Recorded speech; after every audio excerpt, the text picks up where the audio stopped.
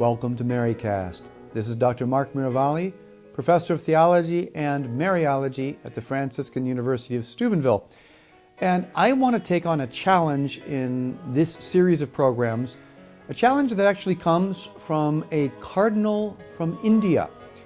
Cardinal Telesphore Topo, in a public interview he gave recently, talked about how the proclamation of Mary as the spiritual mother of all peoples, co-redemptrix, mediatrix of all graces, and advocate would actually assist interreligious dialogue. And this cardinal, in the heart of India, talked about how he is surrounded by Hindus and Muslims and other groups of non-Christians, and thought that the truth about Mary as the co-redemptrix of the human race would actually bring forward themes like redemption in Jesus, co-redemption in Mary, and a concept of how every individual is supposed to cooperate with grace. Well, based on this challenge of Cardinal Topo, which I believe is also very true, I would like to offer a few programs to our non-Christian brothers and sisters. And I would like to do this in a way that presupposes nothing in terms of your understanding of Christianity, and at the same time, in no sense, is patronizing from what you may know to be part of Christian faith. I'm going to start with the bare bones. I'm going to presuppose nothing so that potential viewers who don't have any exposure to Christianity can feel comfortable in these short segments. So we're going to start with this issue of a fifth Marian dogma and a proclamation by a Catholic Pope about Mary as co-redemptrix, mediatrix, and advocate. We're going to start at the beginning. And the beginning for Christians is the book of Genesis. Now, the Bible is the Christian written source of God's revelation. Christians believe that the Bible is inerrant, meaning that it does not have error, that it's been guided by God to be a work free from any human error and really the revelation of God to the human family. So, for the Christian, there is a fundamental belief in the first book of the Bible called Genesis that, number one, God created the world. Number two, God created man to rule the world. And sadly, number three, that man chose to sin against God. So, in the book of Genesis, we have the revelation that God created Adam, the first man, and Eve, the first woman. He instructed them to be fruitful and to multiply. Unfortunately, Eve, the woman, listened to a fallen angel, originally called Lucifer in heaven, but an angel who rejected God's will in heaven and therefore became God's adversary, God's enemy on earth and in the domain of the world. And Christians call this fallen angel Satan. And Satan, in the appearance of a serpent, tempted the first woman, Eve. And the woman accepted the temptation of the serpent to sin against God.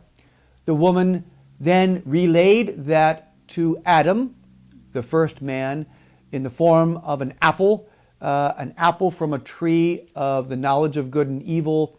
But the heart of the message is that Adam accepts the encouragement of Eve from Satan to be disobedient to God, to sin against God's manifest law. As a result, God has Adam and Eve leave the Garden of Paradise, leave creation, as they originally started in creation, which was truly a remarkable region of beauty, of goodness. They had domain over the animals. They saw each other as God saw them. There was deep respect of their personal dignity. All this was lost through the great first sin, great in the sense of significance, not in terms of good, first sin of Adam and Eve. Therefore, though God forgives them, they must leave the Garden of Eden, this Garden of Paradise.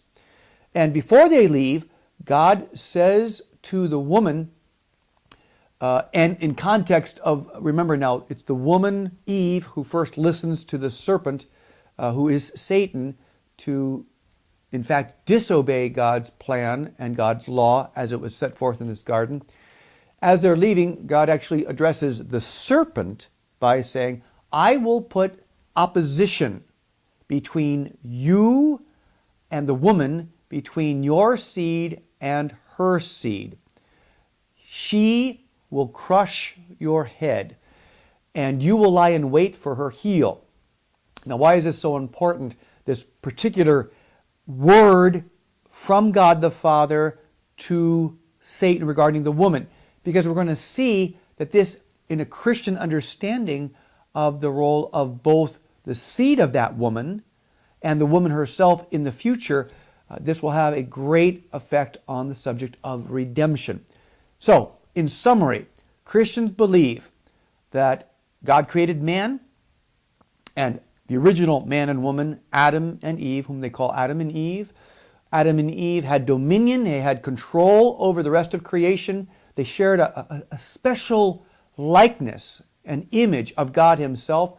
They alone had rationality. They alone had the ability to think and to choose. And they opted to use this freedom God gave them to reject God's law. As a result, they leave the garden. And even though they continue after their forgiveness to be in God's favor, this original sin, as Christians refer to it, has a major impact on the nature of the human family that all come from the original set of human parents. And this is also a truth of Christianity, that we're all family. We're all members of the original set of human parents, which start with Adam and Eve. That's creation and the fall and original sin from a Christian perspective. Now, Christians also believe that in that revelation of Genesis 3:15 in the original book of the Bible, that there's a promise of victory. Because when God is addressing the serpent, God is saying that indeed there will be someone in the future that will crush the head of the serpent and the seed of the serpent. That is a reference to the woman and to the seed of the woman, the offspring of that woman. Now, Christians believe that that seed, the seed of victory over Satan and sin, is Jesus Christ. And I want to give a very brief background on the nature of the Christian belief of the Trinity for, again, our non-Christians who may be looking at the Christian faith for the first time. That from a Christian perspective, God has three distinct persons. That means, as one author says, there's three who's in one what. One God, there's only one God from a Christian perspective, but there's three individual persons with a divine intellect and a divine will. That would be God the Father, known in general as the Creator, God the Son, as we will see, known as the Redeemer. Thirdly, God the Holy Spirit, who will be known as the Sanctifier. But what's very, very important, a keynote of Christian belief, is that there's only one God and there are three divine persons.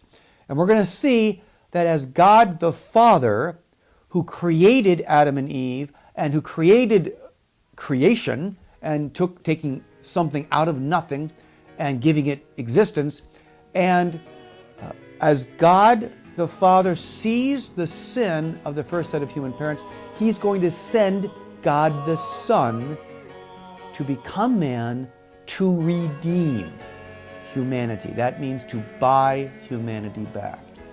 I appreciate very much you being with us here at MaryCast. This is Dr. Mark Miravalli. We're going to continue in this fifth Marian dogma for non-Christians and understanding redemption and then the role of Mary in the salvation of humanity, as well what you and I are supposed to do from a Christian perspective to help the salvation of souls. Thanks for being with us. God bless you.